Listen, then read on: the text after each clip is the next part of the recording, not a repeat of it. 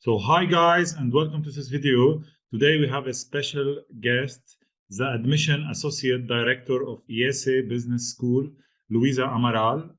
Welcome, Louisa. Thank you, Anis. Thank you guys for being here.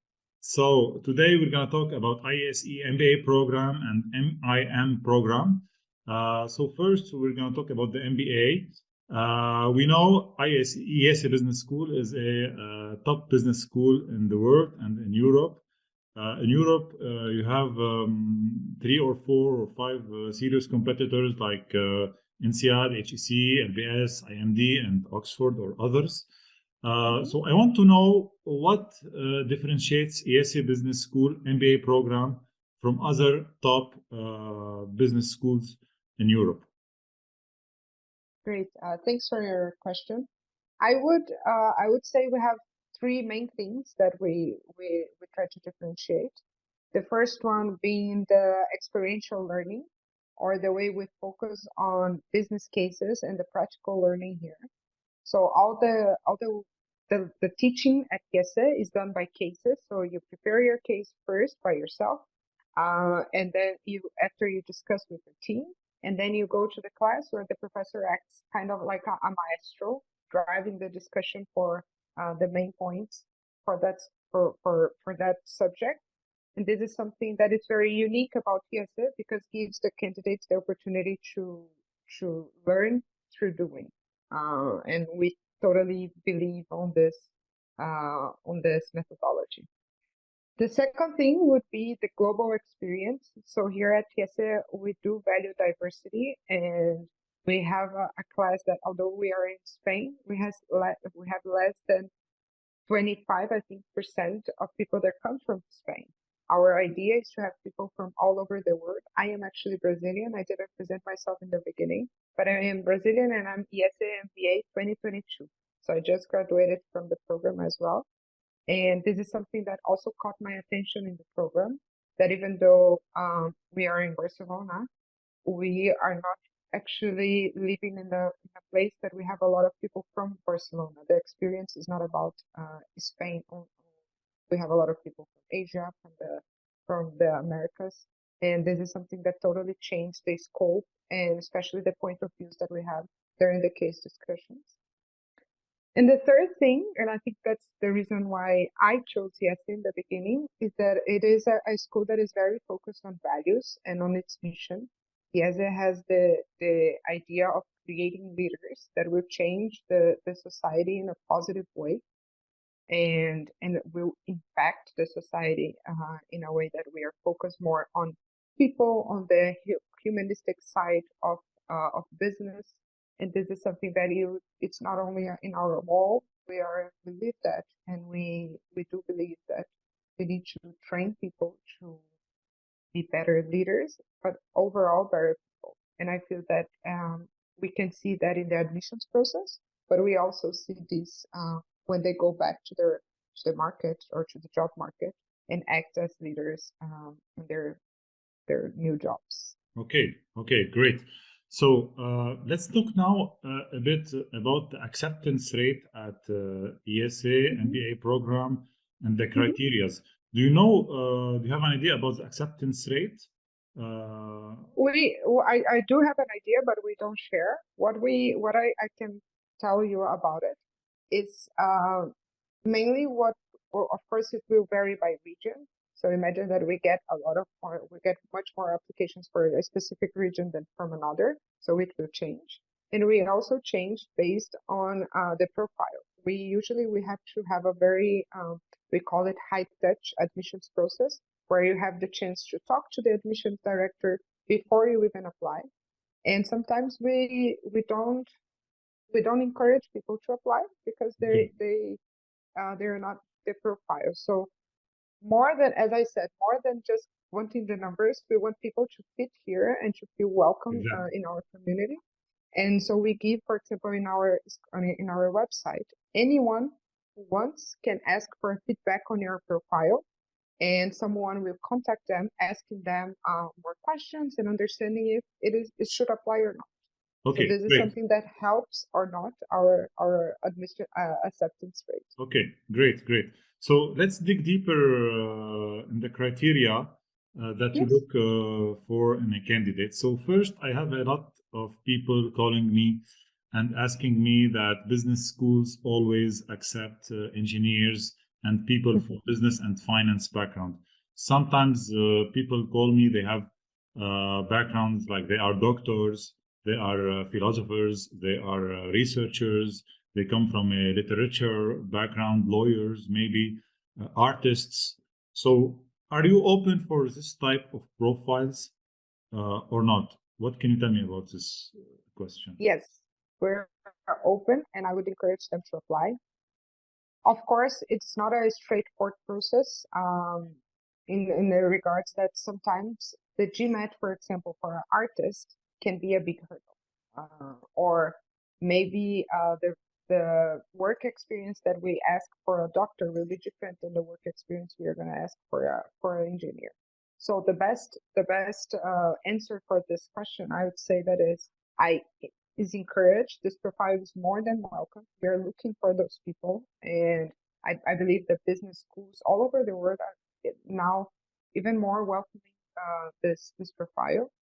But it's important to talk to the admissions first. And at IESE, as I said, we welcome and we're very open to that feedback before, in order to kind of tailor your application to the brightest side for the admissions committee.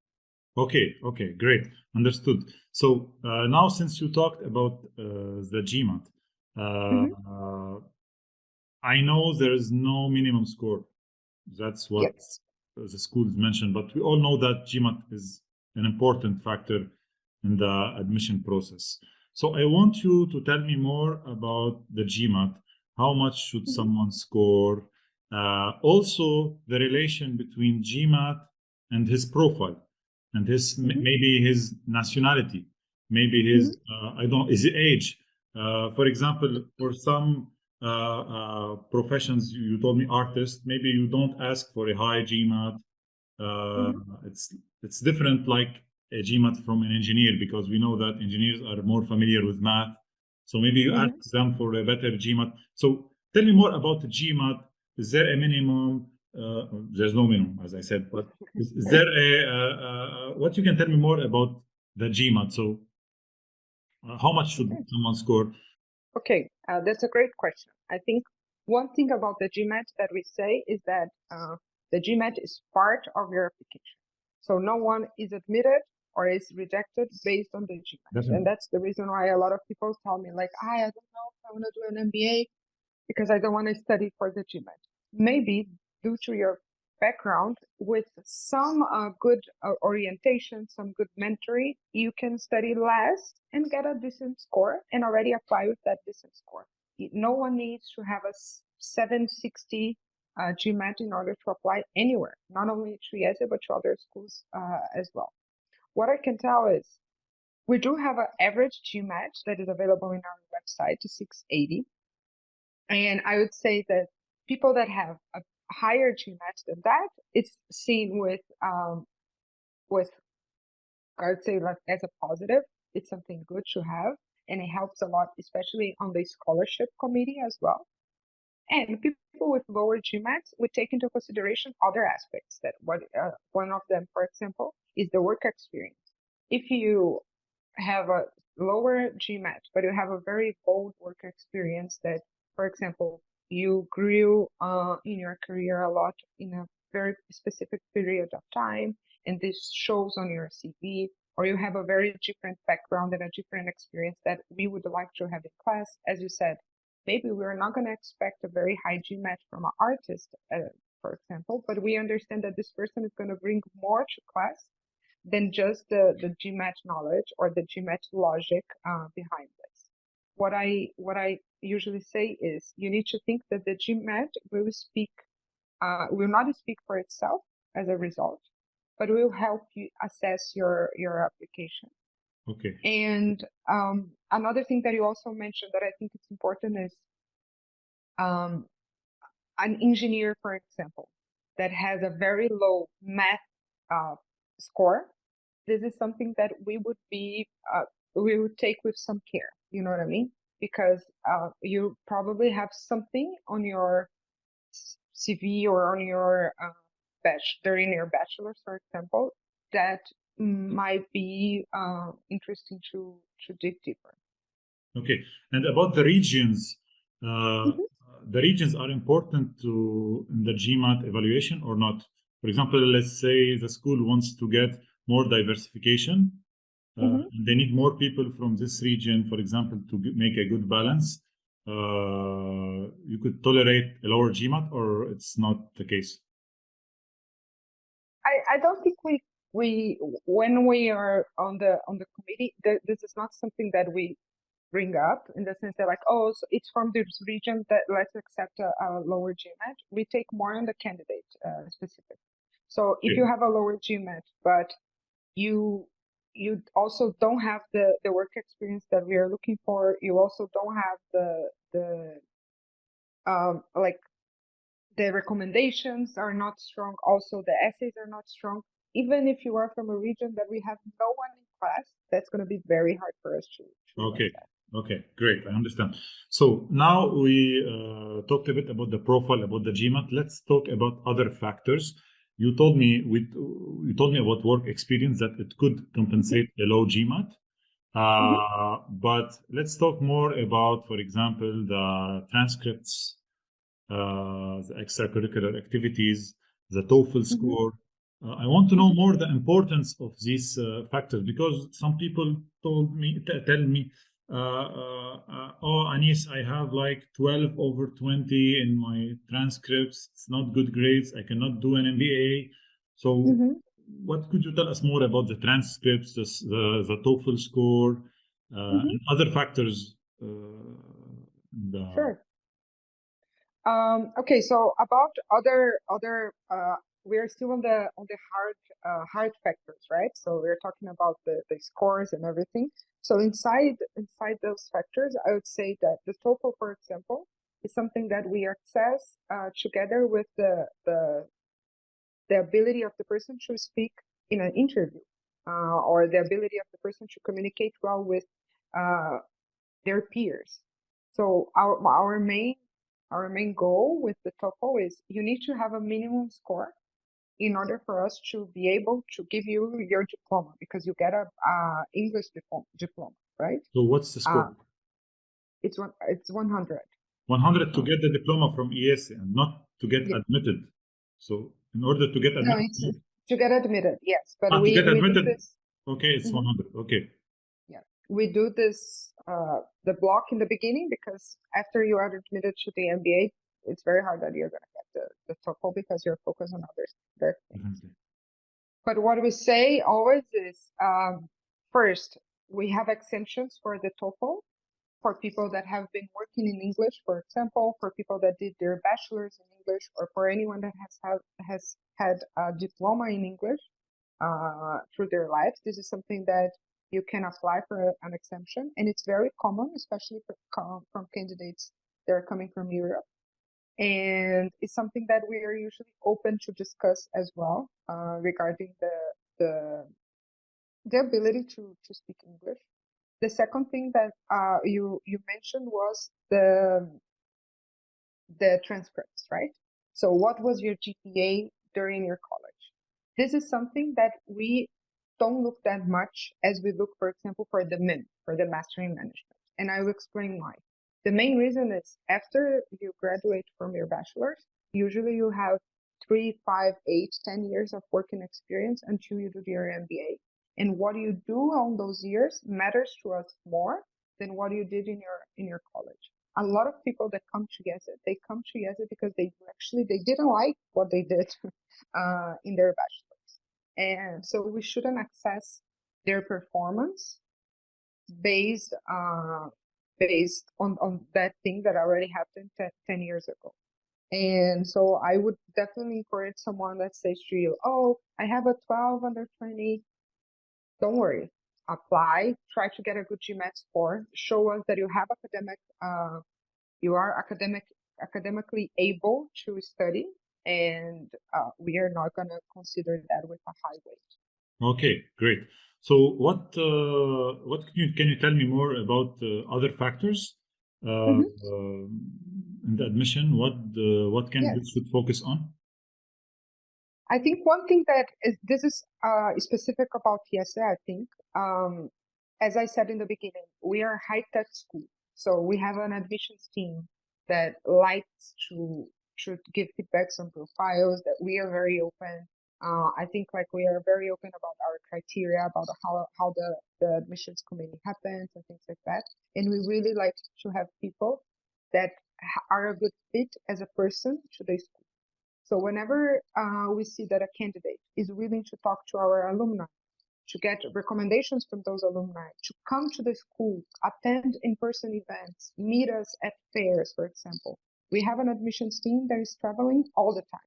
I always say that our events page has at least 3 pages because our main idea is to provide opportunities for our candidates to meet us. And this is something we value. And I would recommend to anyone in their admissions process to go talk to the school, see if that program fits you as well. And I see that a lot of people, they've already like, oh no, I don't want to do IESE because it's too hard, or I don't want to do IESE because of this other reason. Go to campus, try to visit any other event or alumni event that is happening on your city maybe. And this is something that we value. And I understand that this is a very good decision factor for the candidate as well. Okay. Okay. So I understand we have 3 main factors candidates should focus on: the work experience, getting very good work experience, getting good GMAT, and having a fit with IESE, understanding the value, meet the team, and see if there is a fit or no, and if there is a fit, they should apply. So that's it. Yes, yes. I would say that just as a thing, the requirement for like GMAT and TOEFL, they're basic requirements. Then on top of that is like having a good experience that can be a work experience, extracurricular experiences. And then on top of that all, it's having a fit with the school, with its mission, with its people, and It's understanding very more about important. it. Yeah. Okay, great. Thank you. So speaking about the criteria, let's talk a bit about the MIM Yes. of IESE Business School. So the MIM, there's a difference between the MIM and the MBA, that you look more into the transcripts. Okay. Yes. To see if it's good or not and everything. So what can you tell me more? Is there any other differences in the admission process, admission criteria between the MIM and the MBA? Yes, I think the main difference about the MBA and MIM is that the program is designed for people in different times of their careers. So the MIM is for people that are just out of university or with 1 or maximum 2 years of work experience. And then we cannot assess a lot on their work experience, right? Because we accept people that are actually just out of university as well. So imagine that if you're 1 year out of university, we cannot wait too much on what you're doing, because usually you're even experiencing, it's your first job. So maybe you're not going to grow a lot. You're not going to have the best recommendation from your boss because you're still learning. And usually you're going to do the MIM or the MIM because you didn't like your job.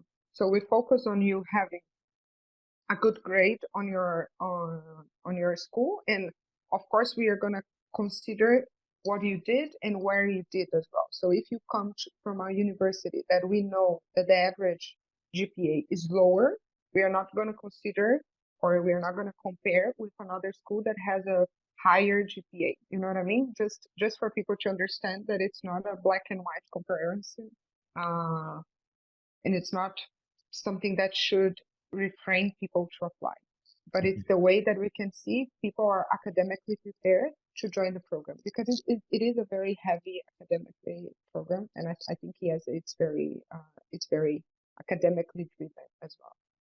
Okay, great, thank you. So now let's speak about finding a job after the MBA program. A lot of people asked me, in recent years we had very tough events, the pandemic, and now the war, inflation. Yes. People are talking about the recession, and some people are afraid of this.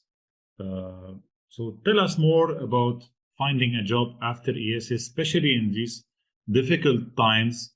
Do you help students or not? I know that there is some MBAs that they don't help students very well. I hear it a lot. So Yeah. what about ESE? What can you do to help students? What are you doing to help students get some good offers, especially in these tough times? Yes. I think that's also a very good question because that's also one of the reasons a lot of people come to IESE. So they want to do an MBA because of the curriculum of the MBA, but especially because of the jobs that they can assess after they do it. And I think this is something that here at IESE we value a lot as we nurture and we want to have very strong connections with the future employers that would like to have MBAs. And so, as you asked, what we are doing right now, we are being even closer to those employers. We know that even when things are hard, when things don't go right, people are still hiring, but they're hiring less and they're hiring a very specific profile. So we are making sure that we have this very specific profile. And that's what we do internally. We try to train our students to be the best in their interviews, to be the ones that know more about those companies, to be the ones that have the best connections inside those companies. Having alumni inside and alumni that are open, they're willing to try, they're willing to help and do mock interviews with our students. We bring our alumni from those companies, for example, to campus to talk to the students. We have a career fair. Our career fair was actually this week, where we had a lot of companies inside IESE just kind of like presenting their company. So even though we are in a very hard time, and we know the job market is not as heated as it was some years ago, we still had a lot of companies coming here wanting to hire, fighting for the good talent that we have inside. And I believe this is due to a very good and also a big team that we have from the CDC, the Career Development Center. They're just focused on nurturing the relationship we have with employers, getting their feedbacks, understanding the profiles they're looking for, and then we kind of give this feedback to our students and we prepare them to join those companies. Okay, great. Great. So you have a team that helps students to get their Yes. job, right? Just okay. It is just I didn't mention this very clearly, but we have a team that it's divided by sector. So we have a person, for example, an associate director just for technology. We have another person that is just for services, another person just for consulting. I think we have like 5 people in the consulting team, for example. We have 3 people in the finance team, and they do this dual thing, that is they talk to companies to understand what they need and to make sure that they show their job positions internal at IESE. But they also talk to the students to prepare the students, to talk to them about the alternatives, to do kind of like career counseling, career coaching to every student that wants to go to that sector. Okay, great. And also a question that people ask me concerning the ROI of an MBA. We see that the prices of the MBA are increasing everywhere. Yes. Okay, and we see the salaries in the recent years are a bit lower than what we saw in 2019. Okay, so in terms of ROI, when you pay more to get a bit less salary, it's a bit not very good, not very motivating, let's say.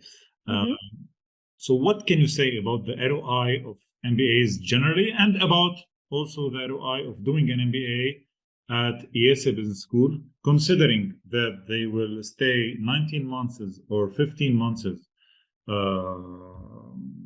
the market, so they will not get their salary and they will pay the tuition fees of IESE. And about the ROI, is it worth it to do an MBA? Yeah, I think I have two things to say about it. The first one is, um, I think the MBA, and I did the MBA myself thinking about it.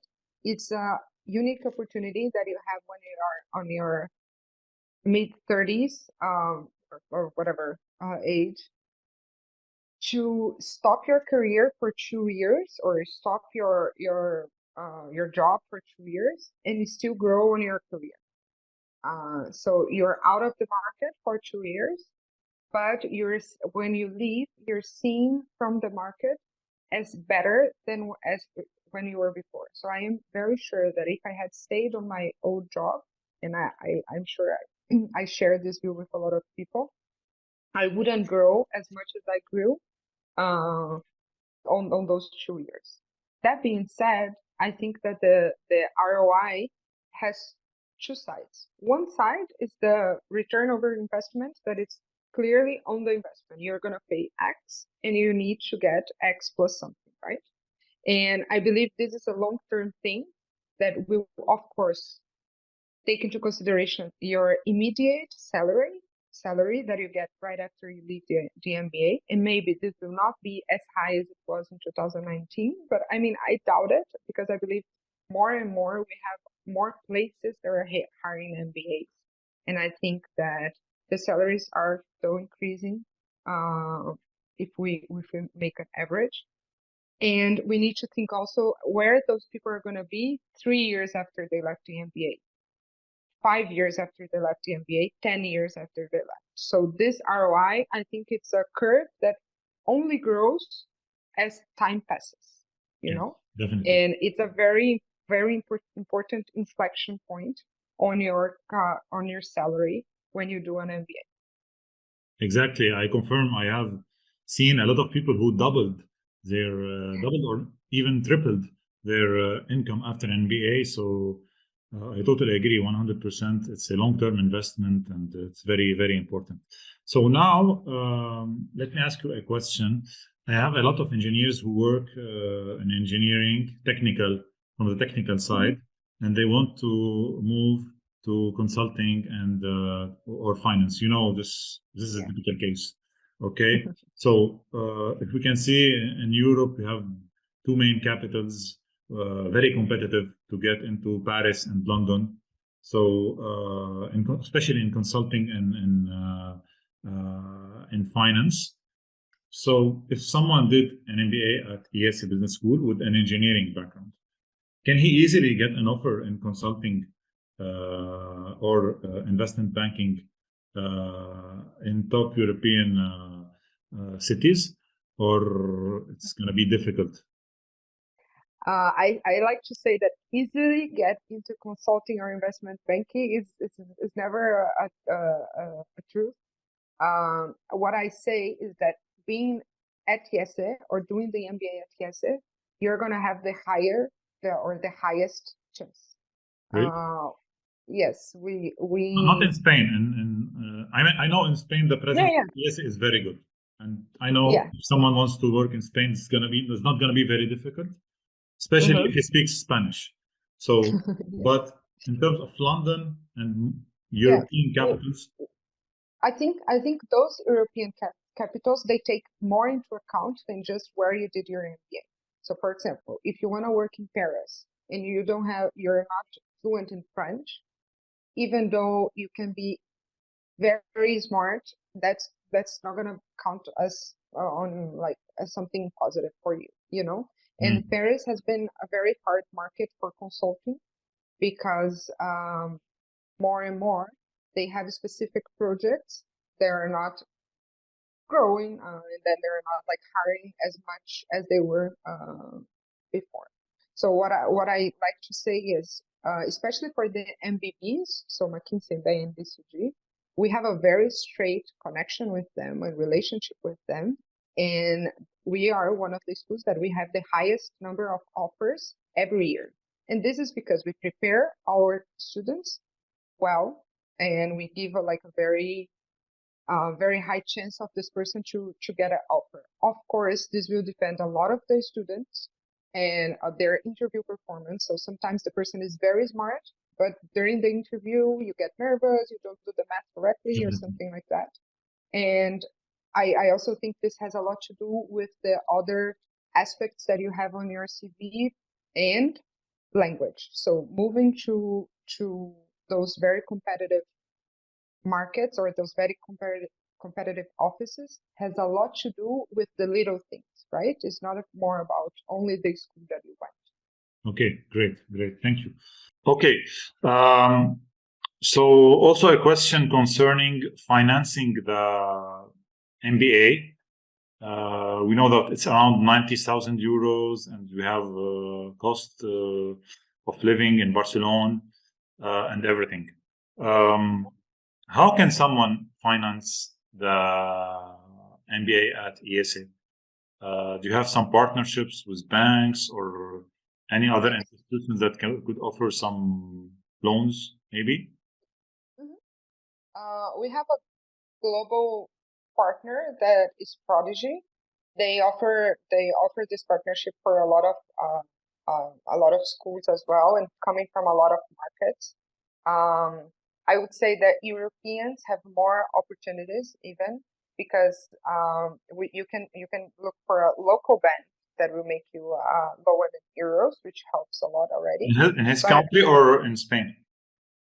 In their own country, you can look for a loan usually, and we have some local partners. But here in Spain as well, so we have a big partner here that is Banco Sabadell, that they offer up to 80% of the tuition, for example.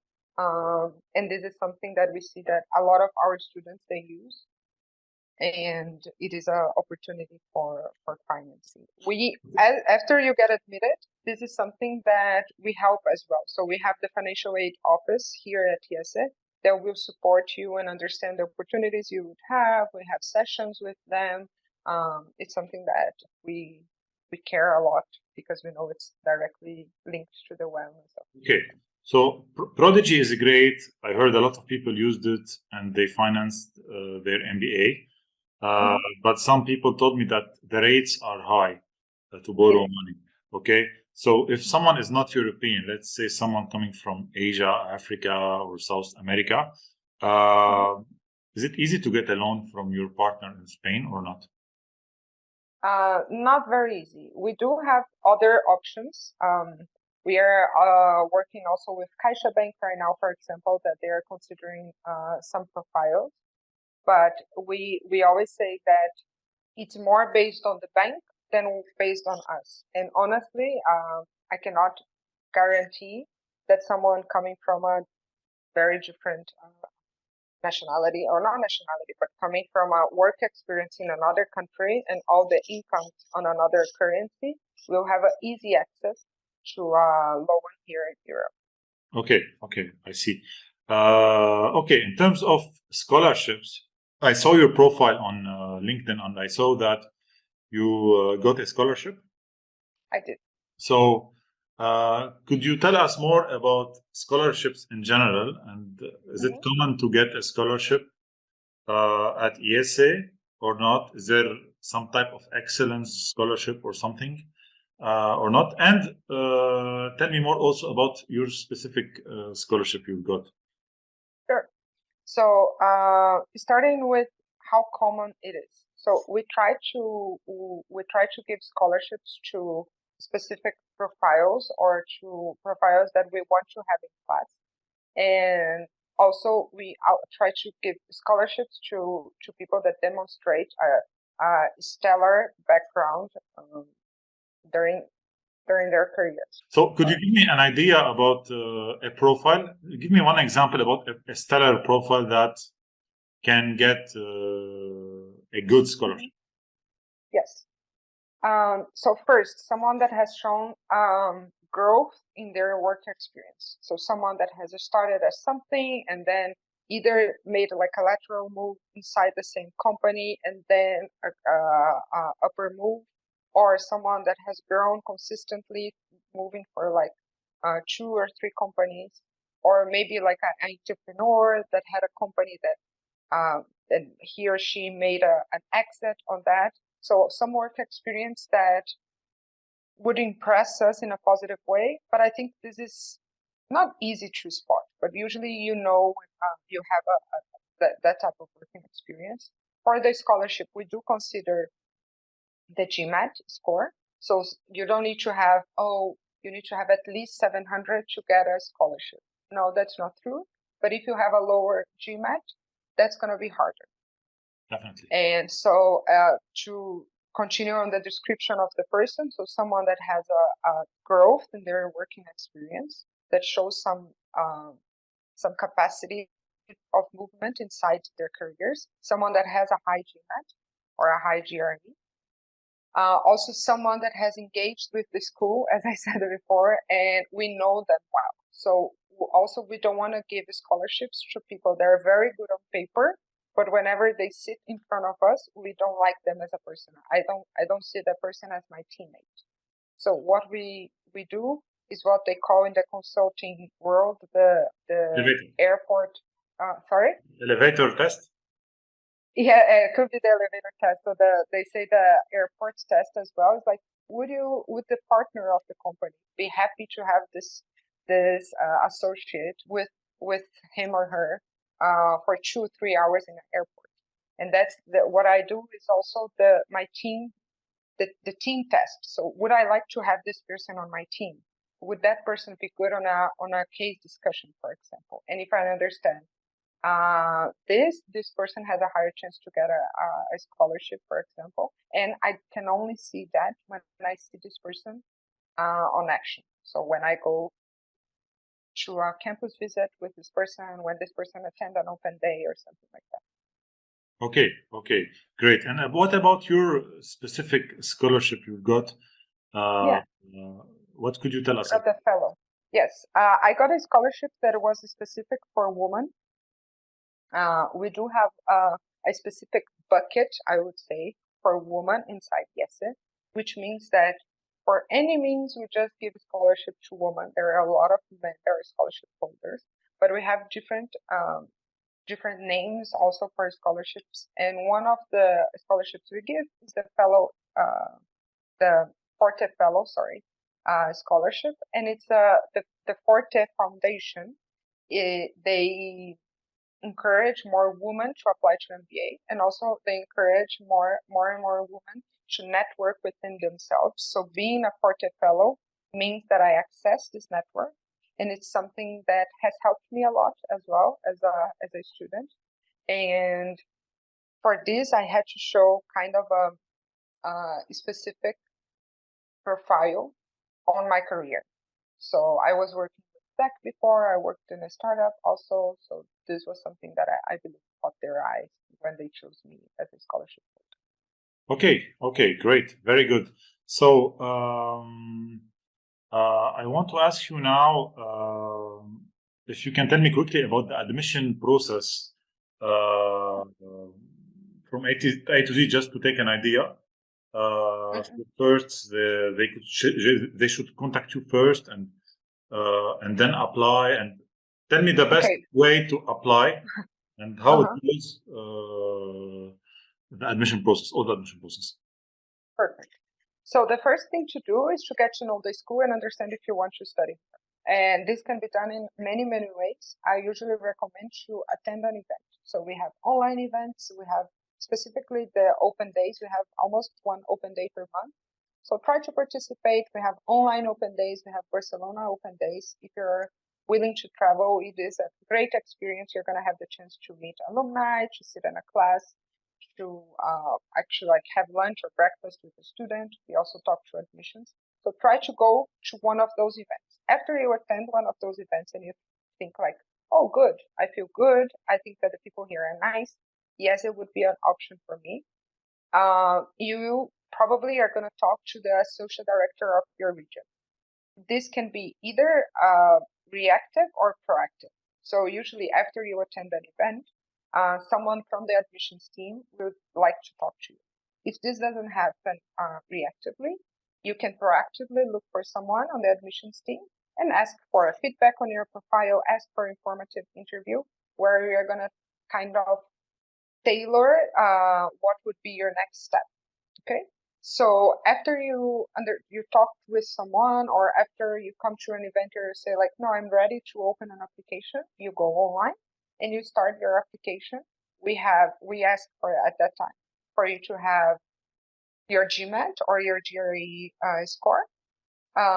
You will have to do some essays as well. Each year it changes, but usually we ask about like, what do you want to be remembered for, or how would you contribute to the class, or what are your career plans, things like that. That I always say that it's important that you do those essays with care, but not with extra care and like be years and years writing those essays. Treat this as an email, like a very important email you would send to your boss.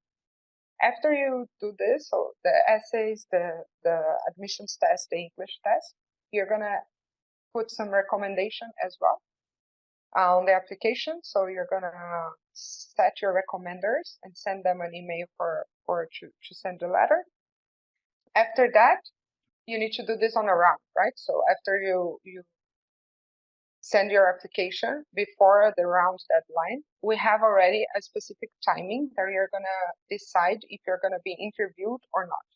If you have a positive interview outcome, you're going to be invited to schedule an interview on your best time with this specific associate director, and you are also going to be invited for an assessment day.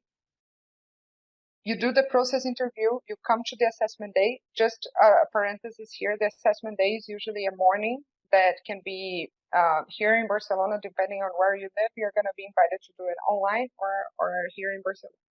It is a morning that you are going to kind of be in a team discussion, and we are going to see how you perform. Usually it's very fun. The feedback that we have is that everyone is super concerned about how it's going to be the assessment day. Oh my God, but it's fun to the candidate. And after we have these three things, the application, the interview report, and the assessment day report, we take this candidate to the committee, to the admissions committee, and we give a decision, either positive or a negative decision to either country. Okay, great. So a very important question. Some people worry a lot about the round. They tell me, oh, I have 600 on the GMAT, but I need to apply now second round because I don't want to apply on the third round. I always say to the person, take your time, enhance your profile, get a better GMAT, and apply on the third round. If your GMAT is better, you get better chances. So I know the round might be important. So I want to hear it from you. Is it that important, or there's no importance for the round? What can you tell me about the rounds? Yes, I like your advice. I agree with this 100%. I always say to my candidates, apply when you think your application is the strongest, and take into consideration the round, but take into consideration also the other aspects of your application. I don't like to see a candidate that kind of like burns him or herself on the first round with a very weak application because it was the first round and they wanted to apply in the first round.